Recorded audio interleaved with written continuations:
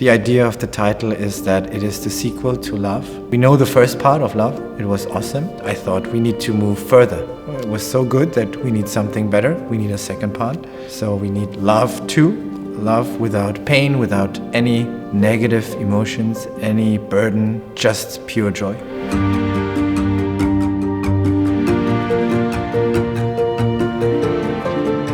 Yeah, I think it's like basically a show who tries to catch the soul of K-pop and K-drama, but it's also something like very own.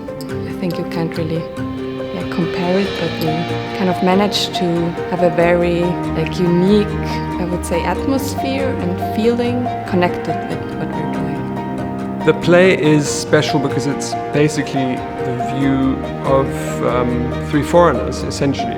It's special for me for that reason. I'm sure it's also special for the audience to see the result of our view on the country. I'm sure it will be something to have feelings about, whether they're negative or positive, I don't know, but I think it's certainly going to evoke something in the audience. I think it is pretty bold and cheesy, but maybe also beautiful.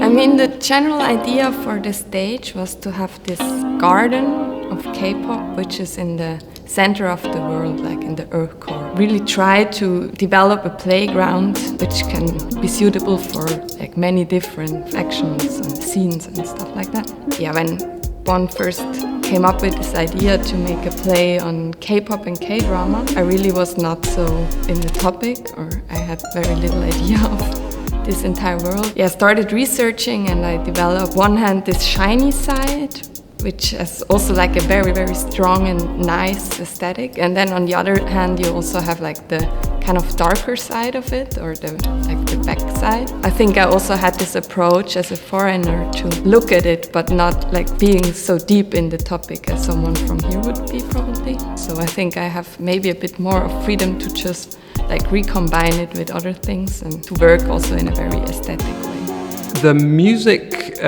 reflects basically the research that I did. It also reflects what I like of what I found. It's very fast-paced. It doesn't have any problems skipping from one mood to the next, always with great accuracy, but it's something that I as a viewer had to get used to. And so this rapid change of moods in the music, that's something that's quite prevalent. I wanted to make a play on Korea. Even before I got the opportunity to work here, I always wanted to work here, because it is obviously my roots, where my family's from, where I spend a lot of my time. And I feel like I have a deep connection to this country.